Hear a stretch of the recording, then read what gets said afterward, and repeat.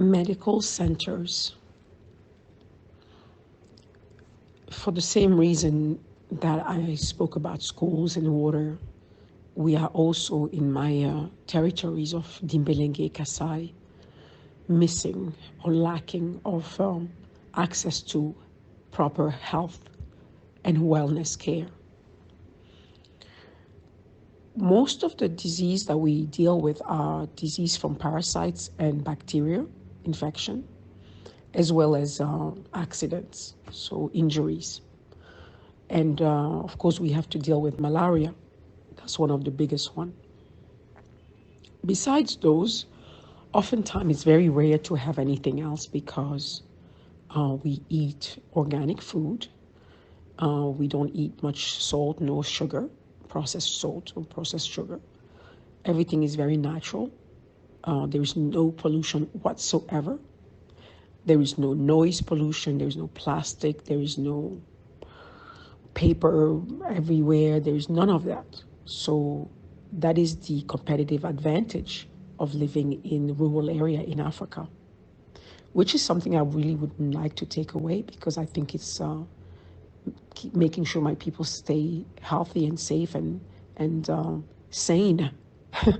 So when we talk about development, we have to be very careful what we mean for who and how does it look like.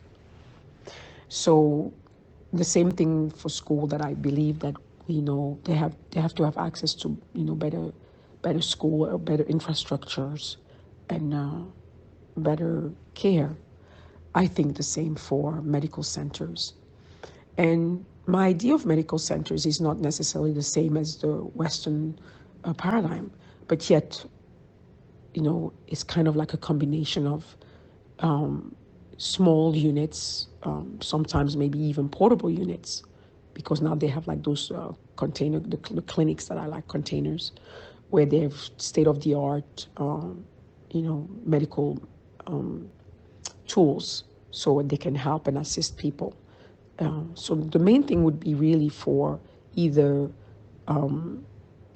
diseases that are chronic diseases, which is pretty rare in Africa, except for maybe sickle cell traits, and other maybe reduced abilities, physical or mental. Then for the rest, it really is about malaria, like I said, and bacterial infection, and then for injuries. So I would love to see these centers also kind of like a mixed, where the natural and traditional or patrimonial medicine is also recognized, because there is such an abundant knowledge of practices and remedies that are local and traditional or patrimonial, I like to call them. The problem is, for so long they have been rebuked and they have been ridiculed and they've been ostracized. And now we are starting to realize the mistake, and now we are starting to study those medicines even furthermore. So to work with the local practitioners and integrate them into some kind of very eclectic, health centers or wellness centers, where people can come if they have a broken arm or they cut themselves, and they can get proper treatment with disinfectant, they can get proper bandages, or if there is an emergency of some sort, they can be taken care in a close proximity with a center that they can go to. So I look at it as more like an ambulatory centers and or emergency centers where they can get like emergency care. Of course, in my villages, I don't look at it necessarily like a huge hospitals or huge centers, but more like small centers where communities don't have to walk for 24 hours before they see a doctor.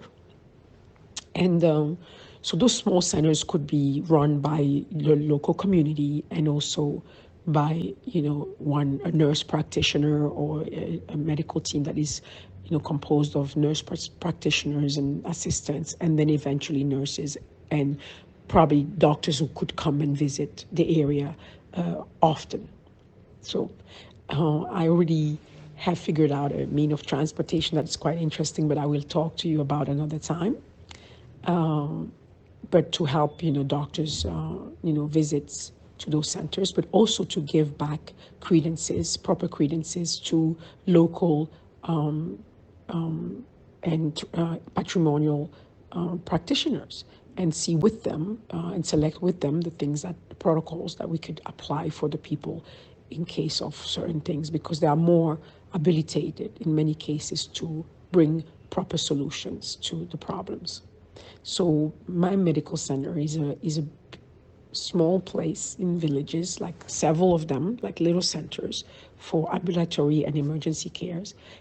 And that's something that I would like to see more in rural areas, so that people don't have to die because they just didn't get on time to a doctor because they got injured, or because they have a fever that's not going down and then they don't have access to medication, or they just need a cast because they broke their arm and they have to suffer immensely because they have to get to the city or get to the nearest center that is oftentimes sometimes 24 hours or sometimes many days of walk. And I've seen mothers carry their children on the back, sometimes grown children, like teenagers, because they had malaria and they couldn't walk, and they would just carry them on their back for days to seek medical care. And it's just not acceptable, because it really reflects poorly on us all if we cannot come to assist someone who is in need. And there's a lot of work to do on the planet. So, of course, I want to start with the people who gave me the responsibility to help them. But I need to petition, and I need to mobilize and galvanize people so we can do that. And we can think about it. It doesn't have to be just the way we think it is, but we have to sit with the local people and find out what's the best way to go for them. So that's why I want to do medical centers in Congo, in Dimbelenge, in the entire Kasai territory that is completely lacking of them. And it's, thousands and thousands of square kilometers. So it's huge territories with the many needs